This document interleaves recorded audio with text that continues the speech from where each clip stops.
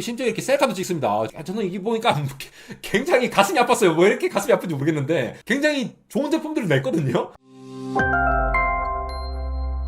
국제 전자제품 박람회 CES 2022에서 발표한 내용들을 바라보고 있습니다. 이번 두 번째 순서로서 인텔의 발표를 좀 살펴보도록 하겠습니다. 인텔은 작년부터 팻 겔싱어 CEO로 시작된 새로운 혁신을 거듭하고 있죠. 그래서 이번에 어떤 내용들을 발표할지 많은 분들이 기대를 하고 있습니다. 그럼 바로 가보도록 하겠습니다. 먼저 인텔은 바로 그냥 제품을 소개를 했습니다. 이분이 나오셔가지고 굉장히 다양한 것들을 설명해 주셨는데, CES 발표를 보면서 인텔의 어떻게 무너졌던 이 배경들과 그 기술들을 좀 살펴보는 시간 가지도록 하겠습니다. 네, 불과 3개월 전에 인텔이 엘더레이크라는 코드명을 가진 새로운 CPU를 발표를 했죠. 엘더레이크는 12세대 CPU고요. 이전 세대가 이제 11세대 로켓레이크였는데, 이때를 기점으로 인텔이 엄청 욕을 먹으면서 소비자들이 인텔에서 AMD로 약간 갈아타는 계기가 됐다라고 보실 수가 있죠. 라이젠 5 시리즈에서 AMD가 워낙 가격도 좋고 성능도 잘 내는 그런 CPU를 내놓아 버렸으니까 소비자들이 갈아탈 수밖에 없겠죠. 그래서 3개월 전에 엘더레이크 발표 때는 3개의 CPU를 냈습니다. 세계에서 가장 빠른 게임 프로세서 플래그십으로 내놓은 거죠. i9 12900K 16코어에다가 24스레드를 내놓았습니다. 다행히도 11세대 때의 AMD 라이젠 5950X 플래그십보다는 성능 측면에서 더 좋은 걸 내놓았지만 CPU 가격이 점점 좀 떨어지더라고요. 3개월 만인데도. 실제로 사람들이 별로 많이 안 샀다라는 거죠.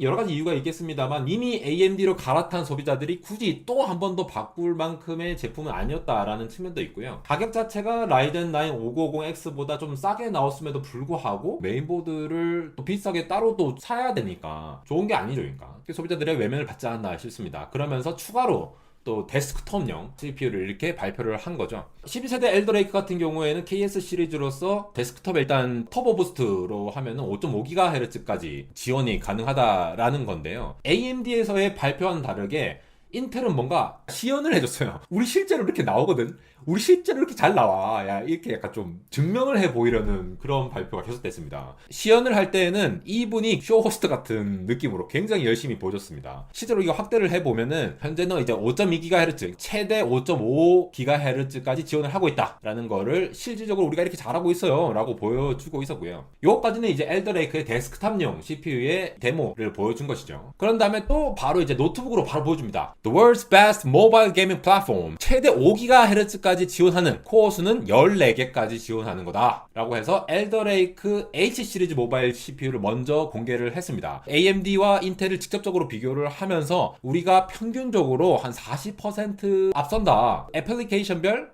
로 다 이렇게 정리를 했더라고요. 이 시연을 하면서 AMD에 어떤 제품을 썼는지는 정확하게 나오지 않았는데 CES 2022에 올라온 인텔의 발표 자료가 또 있거든요. 거기 살펴보니까 또 이제 스펙은 나와 있더라고요. 준수한 그 하이엔드급으로 비교를 한 게 맞았습니다. 그래서 이렇게 비교를 해봤을 때 AMD가 평균 135.99 프레임이 나왔었고 인텔은 평균 178 프레임 자랑을 했죠. 그 다음에는 토끼라는 분이, 토끼가 진짜로 토끼더라고요. 콘텐츠 크리에이터인데 이분을 모시고 이 인텔 CPU를 경험해보시니 어떻습니까? 뭐 이런 것들을 얘기를 했던 것 같고, 또 그 이후에 실질적으로 3D 렌더링 관련한 그래픽 작업을 하시는 분들에 대해서도 이러한 것들의 체험성이 어떠냐 이런 걸 왔다 갔다 하면서 얘기를 해줬던 것 같습니다. 종합적으로 얘기해 보자면은 인텔 같은 경우에는 12세대로 오면서 엘더레이크라는 코드 네임을 가지면서 데스크톱과 노트북을 함께 통합을 해서 출시를 하게 됐습니다. 그래서 기본적으로 인텔 7 프로세스 노드라고 되어 있죠. 인텔 7 공정을 썼다는 건데 이게 예전에 말했던 인텔 10나노 이넨스드 공정을 얘기하는 겁니다. 인텔이 그동안 되게 억울한 점이 있었죠.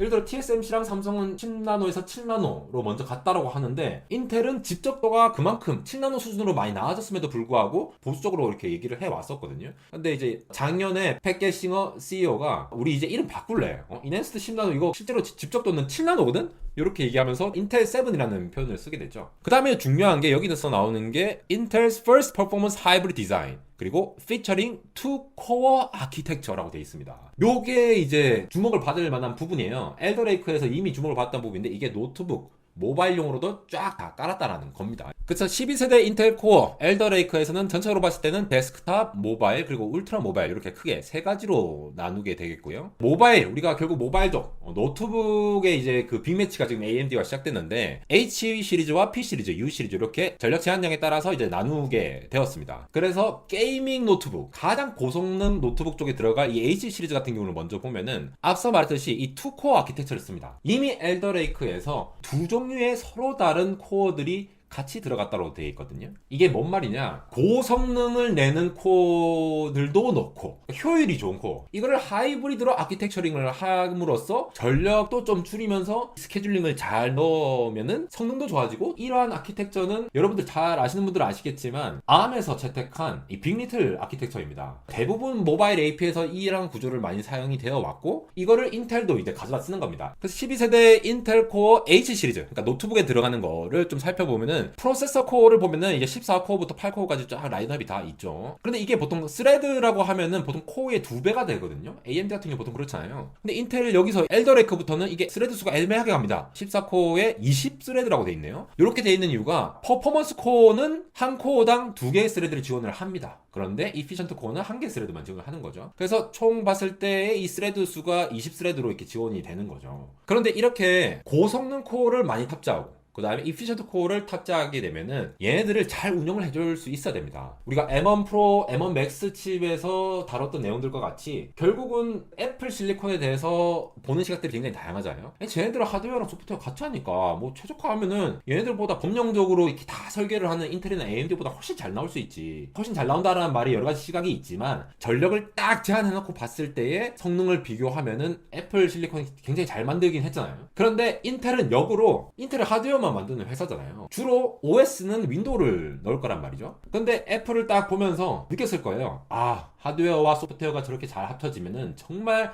굉장한 제품이 나올 수 있겠구나. 전력을 많이 떨어뜨리면서도 굉장히 성능을 높일 수 있는 가능성이 있겠구나라는 거를 직접 제품화해서 보여줬기 때문에 이거를 도입할 필요가 있었죠. 그래서 이전에 아키텍처 데이 때 인텔이 발표한 스레드 디렉터라는 게 있습니다. 코어와 스레드를 간단하게만 말씀드리면은, 코어는 실제로 하드웨어가 몇 개가 설계되어 있느냐, 코어가 몇 개가 되어 있느냐라는 말한 거고, 이걸 OS 측면에서 봤을 때에 병렬적으로 몇 개나 명령어들을 넣을 수 있느냐를 스레드로 보시면 될 것 같아요. 그러면 우리가 P코어와 E코어가 있으니까 얘네들을 어떻게 잘 넣어주느냐에 따라서 CPU가 쉬는 것 없이 계속 돌아가게끔 이 스케줄링 해줄 수 있는 부분을 소프트웨어가 맡았다는 거죠. 그래서 엘더레이크부터는 아무래도 윈도우 11까지 들어가야 굉장히 최적화된 성능을 낼 거라는 전망이 굉장히 많습니다. 그래서 여기서도 보시면은 CPU가 계속 런타임 인스트럭션을 계속 OS에 알려줘요.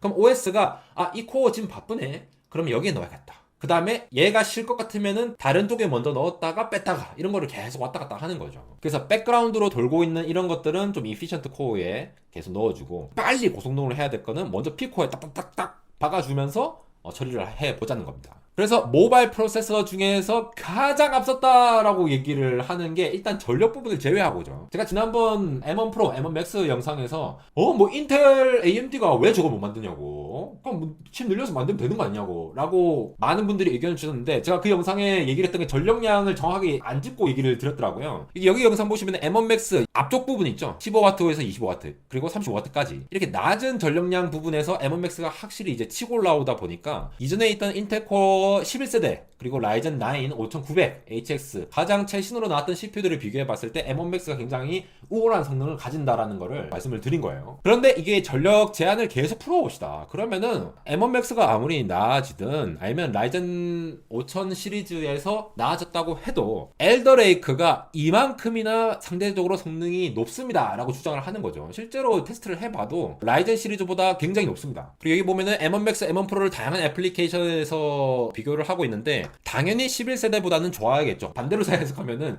11세대가 정말 구렸다는 겁니다. 그 다음에 라이젠 시리즈가 굉장히 앞서는 부분도 있고, 근데 이제 애플 실리콘이 이제 리스크 구조의 한계에도 불구하고 이만큼 성능 따라잡았다는 게 굉장히 놀라운 부분이죠. 이후에 새로운 노트북 플랫폼으로 이보 플랫폼을 이제 제시를 하면서 새로운 칩셋에 여러 가지를 지원을 한다고 얘기를 했습니다. 와이파이 6E부터 시작해서 굉장히 다양한 커넥티비티를 지원을 하고 있고 백그라운드 노이즈를 이제 줄일 수 있는 것도 지원을 하고 있고요. 이보 플랫폼에 들어가는 게 방금 계속 설명드린 12세대 H 시리즈가 들어가게 되는 겁니다. 그리고 여기에 인텔 아크 GPU도 탑재가 된다라는 거죠. 내장 그래픽으로. 이후에 차세대 썬더볼트 4 인터페이스 지원하고 이렇다 보니까 8K급으로 디스플레이 연결을 잘 할 수 있다. 그래서 이 아저씨 분이 계속 뭔가 시연을 해요. 막 이렇게 자기의 웨어러블 디바이스에서 나오는 이런 데이터들, 헬스케어 디바이스들을 바로바로 볼 수 있다라는 거. 그리고 맥 제품에도 이렇게 바로 디스플레이를 연결할 수 있다.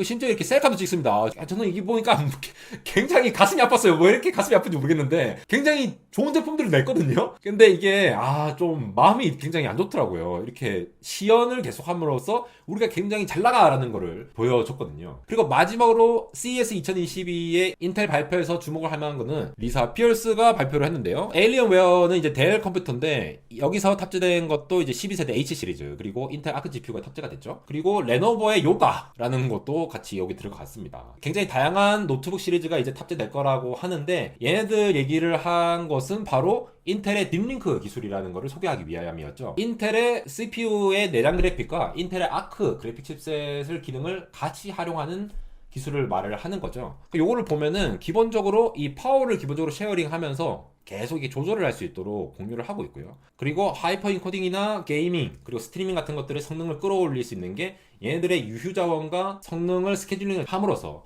최대 40%더 빠르게 할 수 있는 인코딩을 지원을 하고 있다라는 걸 보실 수가 있는 거죠. 실질적으로 막 그냥 비교를 합니다. 단순히 하나만 했을 때와 그냥 했을 때에 굉장히 속도가 빠르게 차이 난다는 걸 비교를 해주고 있고 인텔 GPU에서도 슈퍼 샘플링 기술을 얘기를 했죠. AMD의 FSR이나 엔비디아의 DLSS와 같은 슈퍼 샘플링 기술로서 인텔 GPU의 ZESS, XeSS죠. 이게 적용되는 게임들이 더 많아졌다라는 걸 발표를 했고요. 마지막으로 점점 더 많은 파트너들과 이런 것들을 만들어가고 있습니다. 라고 해서 인텔도 이제 그래픽 칩셋 GPU에 본격적으로 발을 담그기 시작했으니까 이 게이밍을 하는 데 있어서 좀 더 집중을 하고 있다라고 어필을 한 것으로 보입니다. 그래서 만년 2위 가성비의 AMD라고 불렸던 게 불과 몇 년이 채 되지 않았는데 젠3 아키텍처의 라이젠 5000 시리즈를 시작으로 인텔 CPU와 동급으로 비교되기 시작했죠. 이제 인텔이 굉장히 마음이 급해진 겁니다. 인텔은 바로 전세대 로켓 레이크에서 칩 만드는데 사용한 실리콘이 아깝다는 평을 받기도 했죠. 그래서 이제 인텔이 무너져가는구나, 인텔 제국이 무너져가는구나 하면서 저도 뭔가 가슴이 굉장히 아팠어요. 그러니까 실시간으로 이 역사적인 장면을 우리가 보고 있구나 라는 거를 느껴왔는데요. 하이테크 기업들, 특히 AMD와 인텔의 이런 끝을 모르는 이 피 터지는 싸움 구경을 하는 게 재밌는 건 이 싸움을 이기기 위해 혁신적인 제품들을 계속 내놓기 시작하기 때문에 소비자들은 즐거운 거거든요.